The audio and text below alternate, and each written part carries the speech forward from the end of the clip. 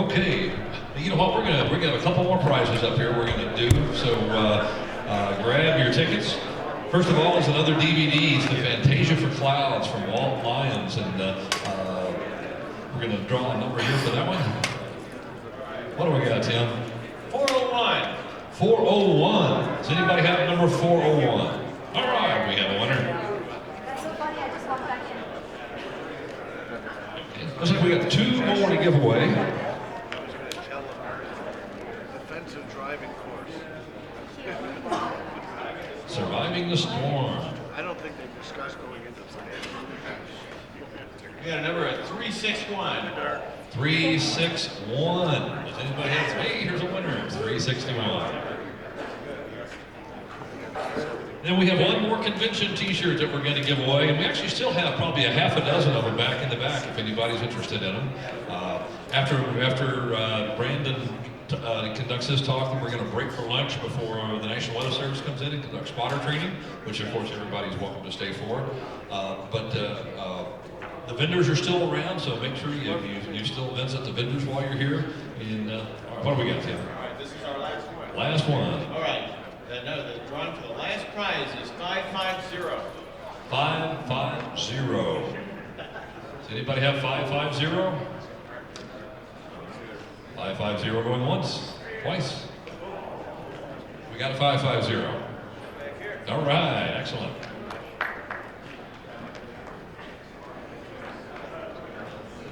Great, so it's my pleasure to introduce our next speaker, our last but not least for certain, which is Mr. Brandon Sullivan. He's a student at the University of Oklahoma, and he's also an intern at the Storm Prediction Center. And how many people are familiar with how to interpret and make a forecast based on a sounding or a photograph?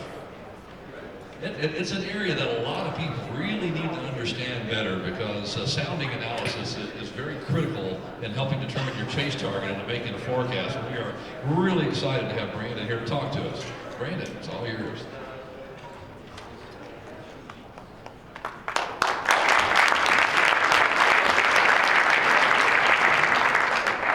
All right, well, thanks Roger and Tim for putting on the convention and having me out here.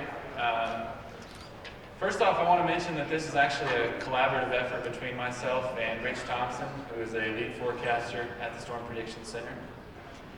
So as he said, we're going to talk about soundings today, learning the ins and outs of them, and how to use them from a chaser's perspective. So this is our objective list for today. First off, we're going to start with the basics. What is on a SKU? It may be a review for some of you, but it's really fundamental to get to know the ins and outs. We're going to talk about understanding parcels and the assumptions that go with that. When you model your instability on a SKU diagram, you have an imaginary parcel. There's a lot of assumptions you use with that, so we're going to talk about those. We're going to talk about elevation and pressure influences on temperature and dew point. Kind of that idea of why 50-degree dew points can get it done in higher elevations. We're going to talk about some ascent and mixing, learning how to recognize that on a sounding. And we're also going to talk about preparing for thunderstorms. All right, so this is kind of the basic stuff. We'll move through this rather quick. So what is found on a SKU diagram? Well, first off, you have the isobars. They're just lines of constant pressure. They're going to run horizontally across the sounding. You'll notice on a sounding that the pressure decreases logarithmically. It's going to decrease really rapidly at first, and then less gradually as you get up in the upper levels. That logarithmic decrease is actually what's going to create your skewed temperature appearance. That's why you'll hear it called a log P or a skew T diagram. So those are what those are going to look like on a sounding. Next you have isotherms. They're just lines of constant temperature on a sounding. So you're looking here, no matter where you are in the upper atmosphere, if you're on this line here, you're at 0 degrees Celsius. So we also have dry adiabatic lapse rate lines. When you lift a parcel through the atmosphere, as long as it's considered to be dry, it's going to cool at a constant rate It's roughly 9.8 degrees Celsius for every kilometer you go up in the atmosphere.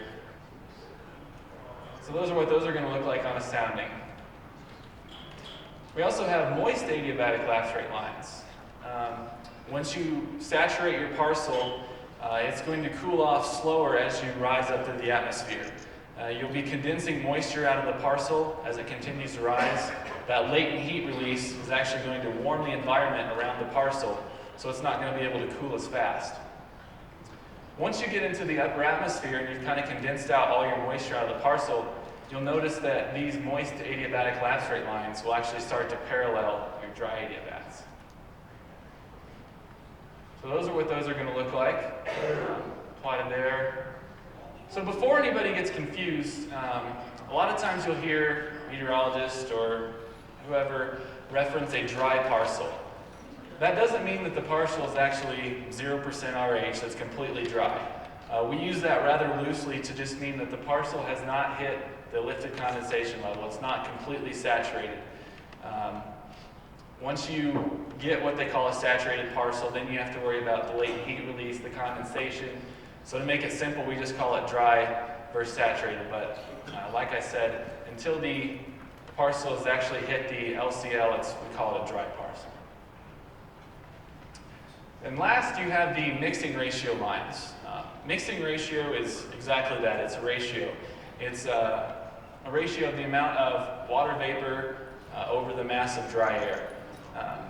So this is in grams per kilogram, so grams of water vapor per kilogram of dry air. You'll notice these aren't really evenly spaced. The mixing ratio actually kind of depends on temperature, so these are also plotted on the sounding. So overlaying everything together, this is all the things that are going to be plotted on a sounding. The more and the quicker you're able to recognize these, the easier it'll be to go through and interpret a sounding pretty quick. So we talk about parcels when we try to model the amount of instability in the atmosphere. We take a theoretical parcel, and we don't have a defined shape or size for it, and we lift it up through the atmosphere. We use a lot of assumptions when we talk about moving these parcels through the atmosphere, and it's really important to understand these assumptions that we make and realize what implications they could have on, on your environment and what you actually have on a sounding. So as I talk about these, try to keep these in mind through the rest of the presentation, and I'll try to remind you when we come up with certain cases. So when you're talking about parcels, in parcel theory, we don't account for any mixing. So as you're lifting and lowering this parcel through the atmosphere, you're not accounting for any mixing that takes place either laterally or vertically. So in the real world, you're actually mixing. If you have dry air, your parcel is going to be mixing out. It's not going to be as moist as it appears to be. But we don't account for that when we model the instability. So oftentimes, you may look at a sounding and say, oh wow, look how buoyant this looks. I have a lot of instability. But in the real world, it's not really that unstable. We also don't account for cooling from evaporation of falling precipitation. Obviously, that sounds pretty self-explanatory. We know that in the real thunderstorm environment, there is going to be those cooling effects from the falling precipitation. We don't account for any friction and drag forces between the parcel. And once again, we can understand that in the real thunderstorm environment, those are obviously a factor. So there's a lot of complex things that we're not really able to account for. And I guess sometimes that helps me if I go home at the end of the day without a thunderstorm. I don't get so mad at the atmosphere because we don't completely understand it yet. So to do a stability analysis and find out what your CAPE is, or your LFC is, you need to model the parcel's moisture and temperature profile through the atmosphere. So initially, you need to know what the surface conditions for the parcel are. So this is your temperature here at the surface, and this is your dew point and mixing ratio here at the surface. So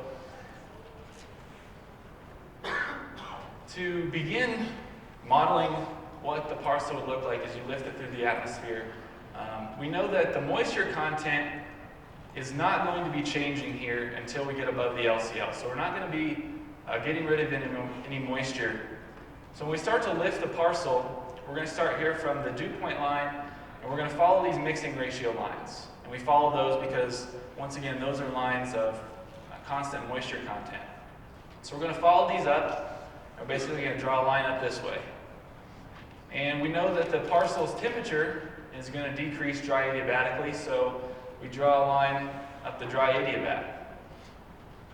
And where these 2 points meet is the lifted condensation level. It's basically where the point that the parcel becomes saturated. The temperature equals the dew point.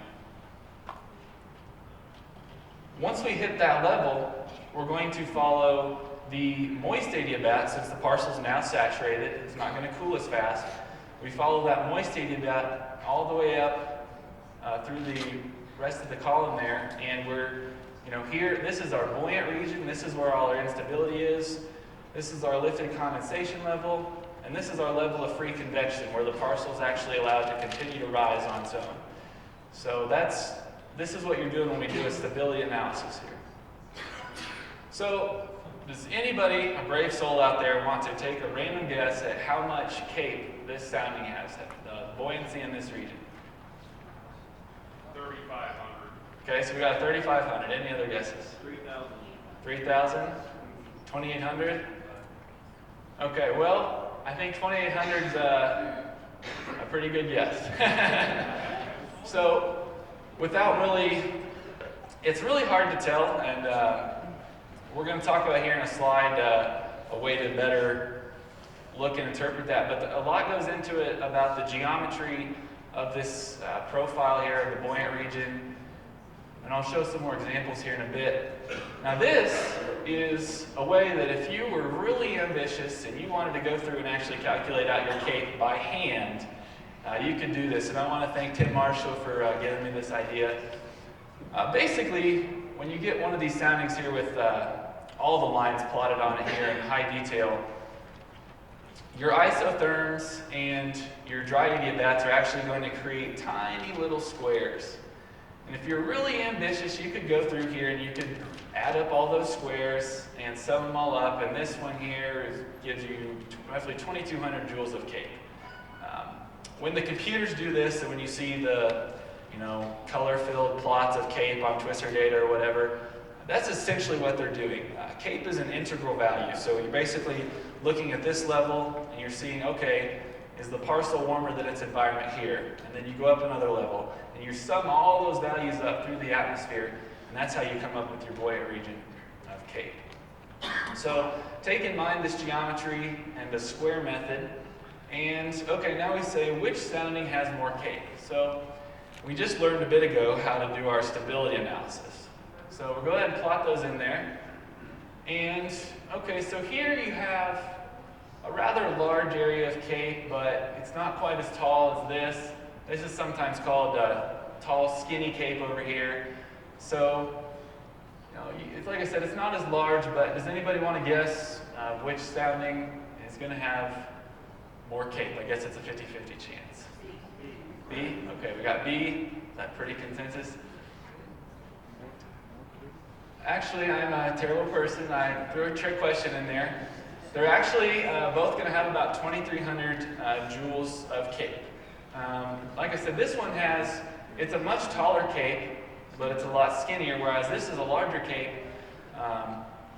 But this is a key example of why looking at soundings is so important versus actually just looking at a color-filled plot on Twister data or something like that.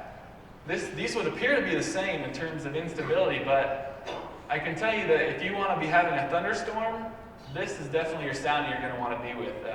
You don't have any of this inhibition here to battle through. So, like I said, that's one of the key reasons why you should always try to look at soundings and know what you're doing with them versus just looking at the raw numbers. And my text is kind of cut off here, but so some of the good and the bad about cape, okay? Cape obviously is a good indication of the intensity of the thunderstorms. There's a direct correlation between the updraft speed in a thunderstorm and the amount of cape that you have. So obviously the more instability you have, You can create stronger thunderstorms. There's a lot of complexities in the amount of CAPE and being able to generate your own vorticity inside of a thunderstorm, so your tornado potential can be higher. But some of the weaknesses with CAPE is, first off, obviously, CAPE does not account for shear in any way. So you may have 5,000 joules of CAPE, but if you really don't have any shear to go along with that, you might not be looking at the best environment for a tornado day. CAPE is very, very sensitive to the mean mixing ratio in the lowest levels.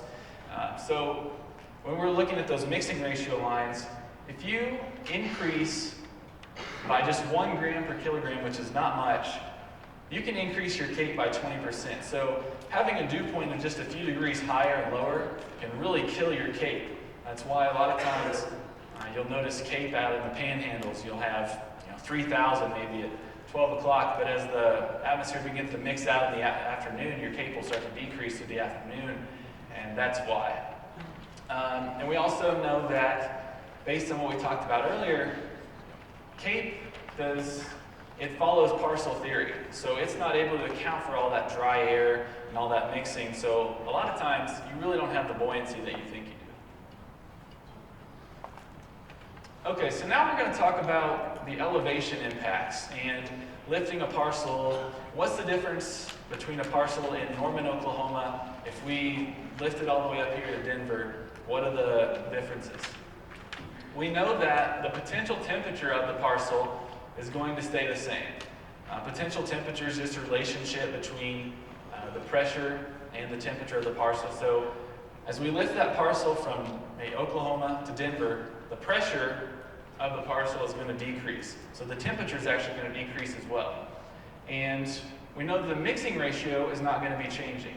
The moisture content is going to stay the same, assuming there's no outside processes, thunderstorms, or anything like that. So we'll see here in a bit that your dew point temperature may actually change. You're going to have a lower dew point temperature, but your actual moisture content is going to be the same. So this is kind of small here, but we have a parcel or a sounding here from Norman, just a random day here, and I think it's 67 over 50, okay?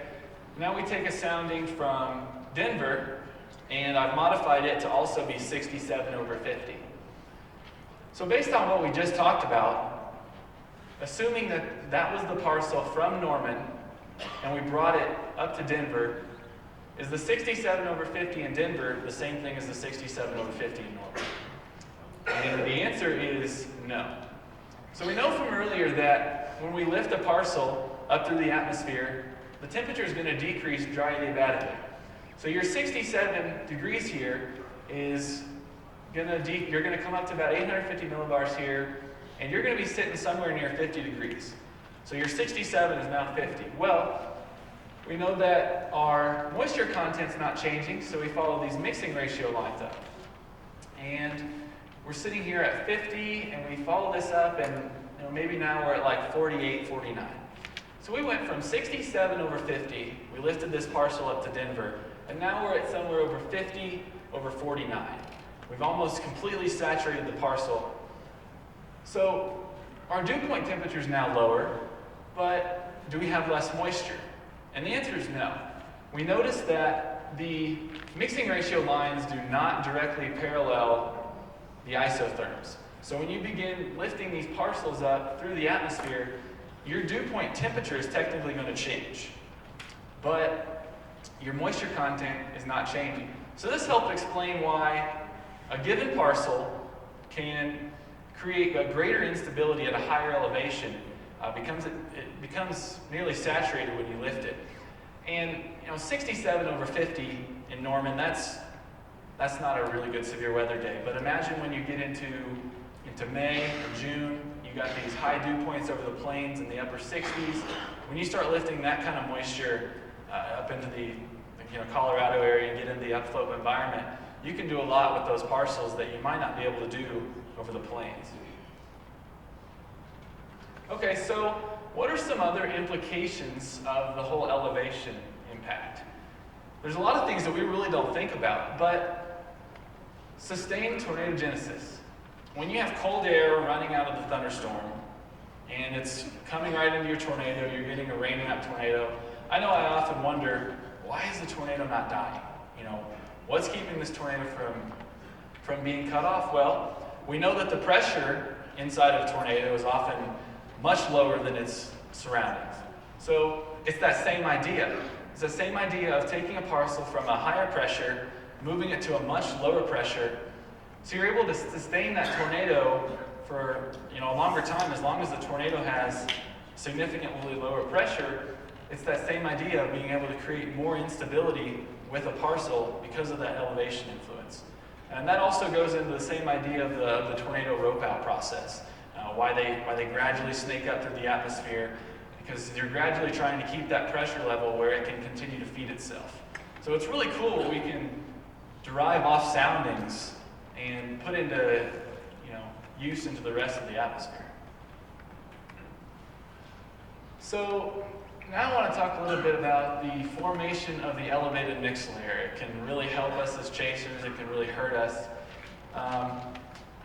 Where does this elevated mix layer come from? Well, we think of a warm place and we think of the desert Southwest. We often have winds from the west-southwest, so that's where our source region is going to be from. So we know that the potential temperature is going to be conserved because we've already talked about that. And that leads to, in the absence of significant height falls, we know that our temperature is going to remain the same. So basically what you have is, we're going to look at some soundings from the Albuquerque area. Albuquerque's up about at 700 millibars. So as you bring this warm air off of the mountains, it's going to run down slope. So you get this downsloping effect. And at some point, that layer is going to kind of break off above the surface, and it's going to be advected northeastward across the plains. So you need that westerly component to bring that warm air over the plains. Now the EML is actually important to us. We want that instability to be capped off. We want it to be able to build up and have a good release in the afternoon. And the elevated mix layer also inhibits really deep vertical mixing below that mix layer. If you have really deep mixing, you're going to be mixing out your moisture, and obviously from our impacts on Cape, we talked about we really don't want that. So the mix layer actually is important. So here's a sounding, like I said, from Albuquerque. Really big mix layer here, this classic inverted V look. So you got all this warm air, and now we're going to look at a sounding from Dodge City. This is 12 hours later.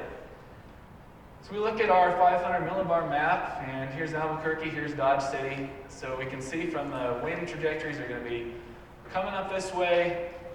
We don't have any big height changes, so we expect that our potential temperature, everything is going to stay the same. Well, lo and behold, we overlay our soundings. This is Albuquerque here, and this is Dodge City 12 hours later. This elevated mix layer has shown up here in Dodge City. It's almost identical. So that really gives you an indication. You can start looking at soundings a few days before, 12, 24 hours before from the desert Southwest, and start looking at what kind of EML are you going to be dealing with, and you're going to have to erode the day of your chase. One thing here is you'll notice that you kind of got this cooler moisture air here in the low levels, and that's just because of different source regions. So we see where all our warm air here is coming from the desert Southwest. Well, we have a more southerly flow, maybe some sort of frontal boundary in the area. But that cooler, relatively cooler moisture air from the Gulf coming in under that EML, that's what's going to create your capping inversion.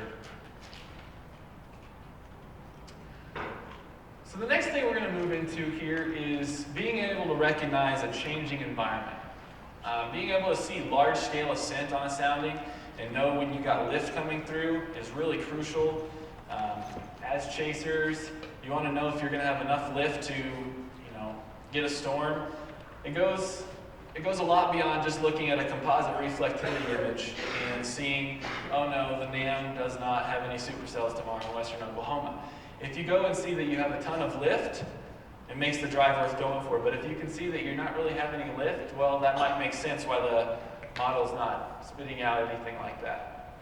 So with a large-scale ascent, you're often going to have continued moisture advection, but most importantly, you're going to see your layer, the layer of the temperature is going to decrease. So we're going to look at some soundings from Shreveport and Little Rock. And then after that, we'll move into some just plain mixing type soundings from Dodge City and Fort Worth. So this is a 12Z sounding from Little Rock. See, I have a nice elevated mix layer here, and I got a really nice saturated low level. But like I said, that's, that looks pretty stout. So let's see what happens as we go 6 more hours. Okay, so now we're at 18Z. You can see now that the mix layer is up actually a little higher. So we'll go back here. So this would be 700 here. And now we go to 18Z and your mix layer is now all above 700. So you've had continued moisture advection in this layer, and you've actually cooled all this little layer in here. So that's a good sign that you got some sort of significant lift coming in. Well, as we go now to 0Z, you can see what's continuing. Now you've pretty much effectively eroded most of the mix layer here. You're able to freely convect. I'm not going to talk about photographs and wind shear too much, but you can see there's pretty significant wind shear here in the low levels. Our little sounding program tells us that we might need to issue a tornado watch. But recognizing that you've got all that lift and you've actually eroded that cap, this looks like a good sounding for severe weather. So now we're going to look at Shreveport, and the main idea here is to kind of show a proximity sounding to show it's on a large scale that this is going on. So this EML looks even more stout than what we just looked at Little Rock. This is 12Z. Again, you got a saturated low levels here. You have a really dry mixed layer going on in here. Well, let's go 6 more hours. So, okay, well now we've got all the way to 18Z. We've really cooled off this layer. There's probably some sort of wet bulb effect going on in there, but you still have this mixed layer, but now it's kind of been lifted. You've really cooled all this layer in here, and now as we go 6 more hours, we go to 0Z. You've pretty much eroded most of that mixed layer. You're ready for convection now. Now our sounding program says we might need a PDS tornado watch, but the main thing is you can tell that you've eroded that layer through the day because of that ascent, because of that cooling. You're lifting the air, the parcels expand, and you get the cooling. So being able to recognize this and put it with an upper air map. So here's the 12Z upper air map for that day. You got a deep trough out here, and you see all this upper level diffluence here. That's upper level diffluence means there has to be some kind of air coming in from below to replace that. So you got all this air spreading out up here. Well, that means there's air coming in from below to replace all that mass that you're spreading out up there. So if you haven't figured this out yet, this is actually February 5th, 2008, Super Tuesday. So we have all this area in here, and I'm going to keep this red circle in there here in a bit. This is one of the tornadoes from that day. And you can see here where we had all that lift. Look where the majority of your reports were. That's where you got the storm initiation. That's where you had the lift to erode that cap through the day. And that's ultimately where your storm is fired. So now we're going to go a little bit of a different way. We're going to look at just purely mixing. So we don't have this huge upper level trough digging in, don't have that large scale ascent. But let's look and see what we think we can do with this sounding. So we have kind of this morning inversion going on. We have mixed layer there. We don't have an 18Z sounding from this day, but let's go to 0Z. And okay, we've got kind of this inverted V looking thing. That means that we've really done a lot of mixing. You don't have all this saturation up through the levels. You don't have any cooling of the layer. In fact, if you look over here and watch what this temperature does, it actually, right here, especially at 700 millibars, it actually warms through the day. So that's a real good sign that you don't have any large-scale ascent coming in. But like I said, you have this is kind of a pure mixing sounding. This is from Dodge City. This is actually May 31st, 99, the Sitka, Kansas tornado day.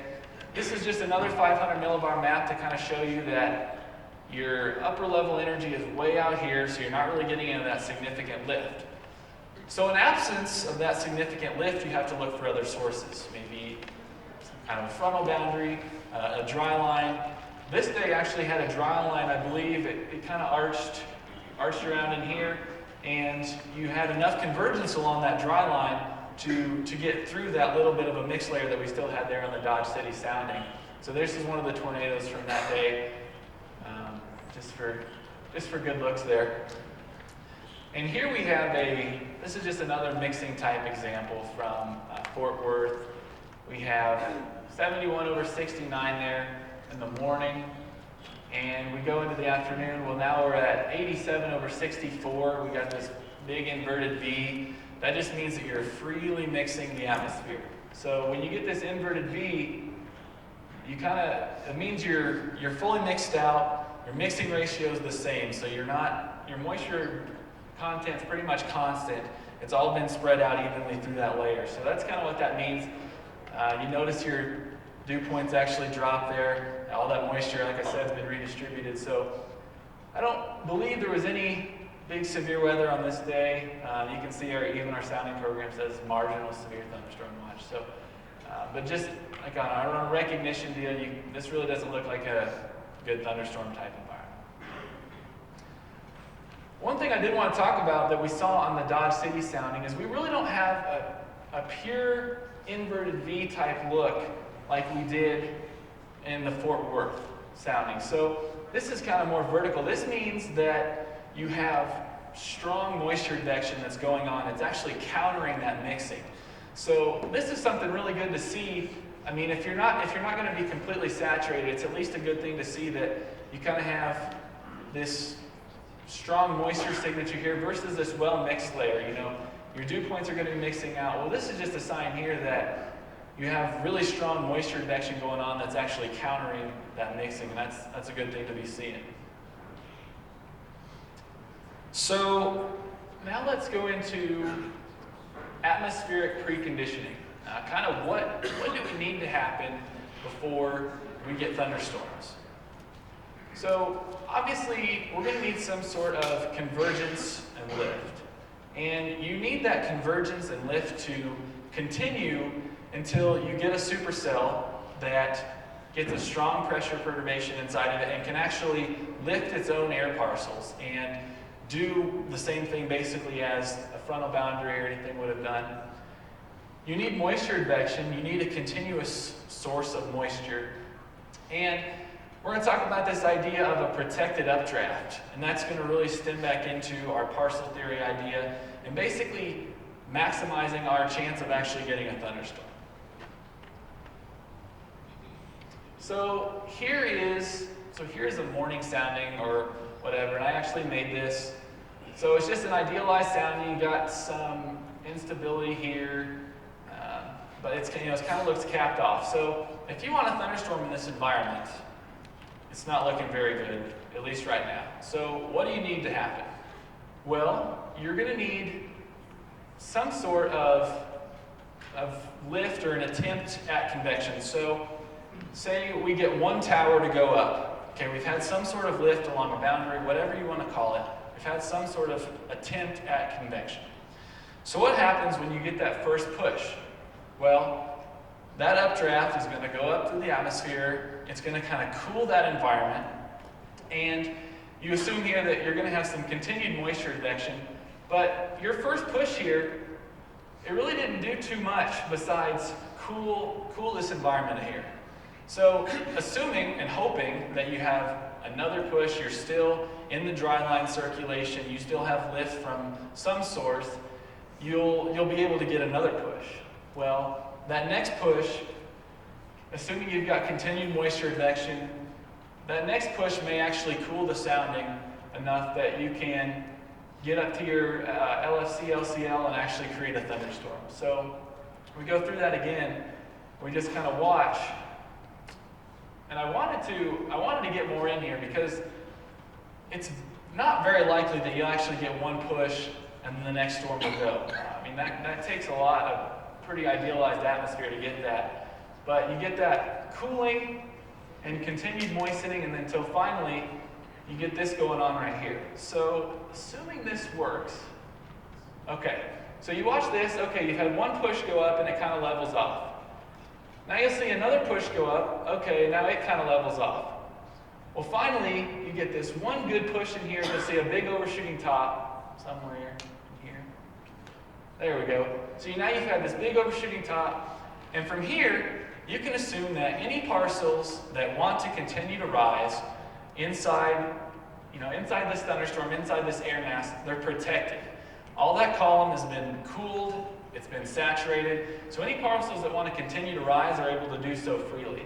I think this is going to go through again here. So you can see here, like I said, this kind of levels off, and you get another push here. So it's that idea of getting that protected updraft, getting a few attempts, and there's a lot that goes into that. There's been a lot of studies back in the early 90s along dry lines that the typical air parcel may only spend about 10 minutes in the dry line circulation. So you may get this one air parcel, this one updraft. In theory, it has 10 minutes to get going.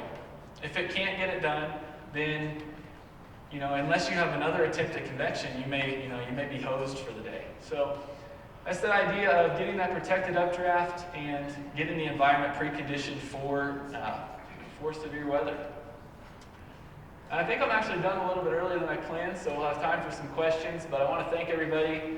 Rich for helping me out with everything, Joel for the Cumulus video, my guys Chris, Sander, and Brandon Goforth for all the cool images in the background, Tim Marshall for the idea of the CAPE analysis, and of course Roger and Tim for putting on ChaserCon 2013.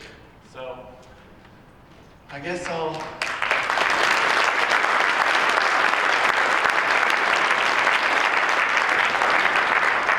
open it up to any questions that anybody may have that I can try to answer.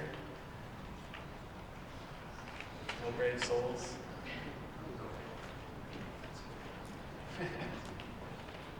Well, I guess if nobody has any questions or you want to catch me after, I'll be up here for a little bit, but thanks for coming out, and it was